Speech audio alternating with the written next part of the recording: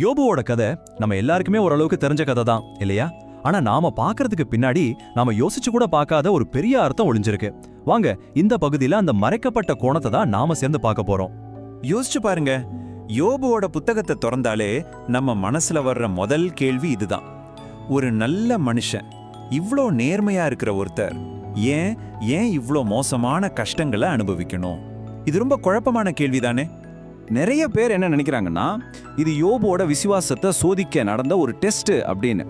ஆனா ஒருவேளை நாம எல்லாரும் ஒரு முக்கியமான விஷயத்த கவனிக்காம விட்டுட்டோம்னா, அந்த ஒரு சின்ன விஷயம் மொத்த கதையோட அர்த்தத்தையுமே தலைகீழா மாத்திடுச்சுன்னா, வாங்க அது என்னன்னு பார்க்கலாம். சரி, இப்ப நம்ம முக்கியமான கட்டத்துக்குள்ள போறோம். யோபுவோட கதையை புரிஞ்சுக்கிறதுக்கான சாவி இங்க பூமியில இல்ல, அது பரலோகத்துல இருக்கு. பாருங்க, இந்த ஒரு வசனம் தான் மொத்த கதையோட டைரக்ஷனையே மாத்துது. யோபு அதிகாரம் 1 வசனம் 6ல என்ன சொல்லப்பட்டிருக்குன்னா, கடவுளுக்கும் சாத்தானுக்கும் அந்த பேச்சுவார்த்தை நடக்கும்போது அதை கேட்கறதுக்கு அங்க வேற சிலரும் இருந்திருக்காங்க. இதுதான் கதையில இருக்கிற மிகப்பெரிய ட்விஸ்ட். அதாவது இதை நீங்க எப்படி பார்க்கணும்னா, இது ஏதோ கடவுளுக்கும் சாத்தானுக்கும் நடுவில் நடந்த ஒரு பிரைவேட் பெட் இல்லவே இல்லை. இது ஒரு ஓப்பன் கோர்ட் விசாரணை மாதிரி. ஒரு பெரிய சபையை அங்க கூடி இதை கவனிச்சுட்டு இருந்திருக்கு. அப்போ யாரு அந்த ஆடியன்ஸ்? யாரு அவங்க தான் தேவபுத்திரர்கள், அதாவது பரலோகத்துல இருக்கிற தேவதூதர்கள் கூட்டம். கடவுளுக்கும் சாத்தானுக்கும் நடந்த ஒவ்வொரு வார்த்தையும் அவங்க கேட்டுட்டு இருந்தாங்க. பாருங்க, இந்த ஒரு சின்ன டீடைல் தான் முழு கதையுமே வேற மாதிரி நமக்கு காட்டுது. இப்போ உங்களுக்கு புரியுதா? இது வெறும் யோபுவை சோதிக்க நடந்த ஒரு சின்ன டெஸ்ட் மட்டும் இல்ல. அதுக்கும் மேல இது கடவுளோட கௌரவத்தையும் அவரோட வார்த்தையோட நேர்மையும் நிரூபிக்க நடந்த ஒரு பெரிய போராட்டம். அந்த பரலோக கோர்ட்ல நடந்த வாதத்தை கொஞ்சம் கேட்டு பாருங்க. ஒரு பக்கம் சாத்தான் சொல்றான், யோபு உங்களை நேசிக்கிறதுக்கு காரணம் நீங்க கொடுக்கிற ஆசீர்வாதம் தான், அதை எடுத்துட்டா அவன் உங்களை தூஷிப்பான். ஆனா இன்னொரு பக்கம் கடவுள் என்ன சொல்றாரு?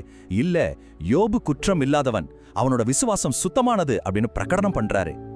இங்க சாத்தானோட கேம் பிளான் யோபுவை மட்டும் டார்கெட் பண்றது இல்ல, அது ரொம்ப ஆழமானது. அவனோட உண்மையான நோக்கம் என்னன்னா, இதை பார்த்துட்டு இருக்கிற மத்த தேவதூதர்களோட மனசுல சந்தேகத்தை விதைக்கணும். பாத்தீங்களா, கடவுள் யோபு விஷயத்திலேயே தப்பா கணிச்சிட்டாரு, அப்போ வேற எதுலெல்லாம் ஒரு தப்பா இருக்கலாம் அப்படின்னு ஒரு கேள்வி அவங்க மனசுல எழுப்பி கடவுளோட தீர்ப்பு மேல அவங்களுக்கு இருக்கிற நம்பிக்கையை உடைக்க பார்த்தான். இப்போ புரியுதா ஏன் கடவுள் இந்த சோதனைக்கு அனுமதி கொடுக்கணும்னு?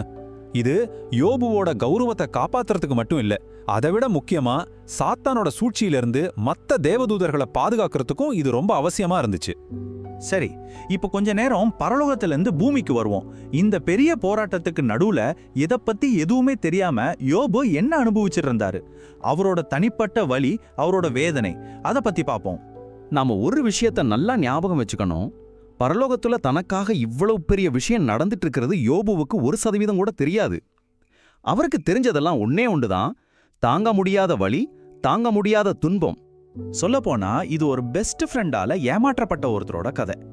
யோபோட மனசுல இருந்த மிகப்பெரிய காயம் என்னன்னா, தன்னோட உயிர் நண்பனான கடவுளே தனக்கு எதிராக திரும்பிட்டாரோ அப்படிங்கிற அந்த உணர்வு தான்.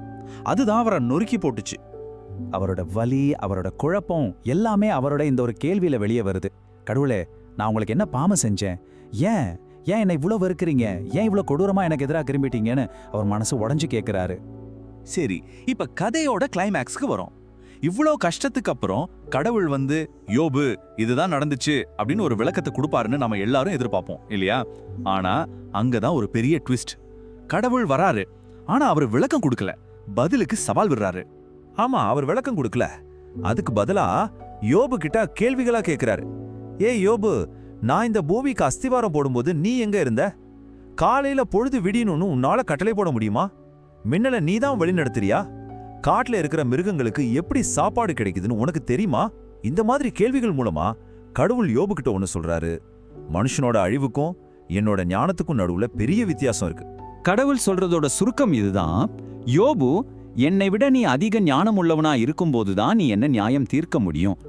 அதாவது கடவுளோட செயல்கள் நமக்கு புரியாதப்போ நாம செய்ய வேண்டியது கேள்விகள் கேட்கறது இல்ல, அவரோட குணத்தை நம்புறது தான். இதுதான் இந்த முழு புத்தகத்தோட ஹார்ட். யோபு பட்ட கஷ்டத்துக்கு கடவுள் ஏன் அப்படிங்கிற பதில கொடுக்கவே இல்லை. அதுக்கு பதிலா யார நீங்க நம்பணும் அப்படிங்கறத அவருக்கு கத்து கொடுத்தாரு. அப்போ இந்த புது பார்வையில யோபுவோட கதையை பார்க்கும்போது இதுல இருந்து நமக்கான உண்மையான பாடம் என்ன? முழு கதையோட முக்கியமான மெசேஜ் இதுதாங்க.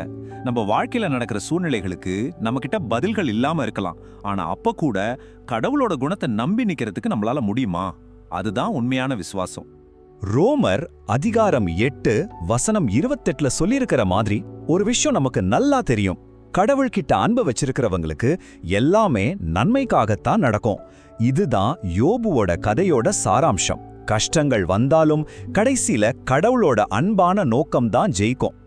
கடைசியா நான் உங்களை ஒரு கேள்வியோட விட்டுட்டு போறேன். நல்லா யோசிச்சு பாருங்க. உங்களுக்கு புரியாத உங்க சூழ்நிலைகளை நீங்க பெருசா பார்க்க போறீங்களா, இல்ல உங்களுக்கு நல்லா தெரிஞ்ச உங்க கடவுளோட குணத்தை நீங்க நம்ப போறீங்களா?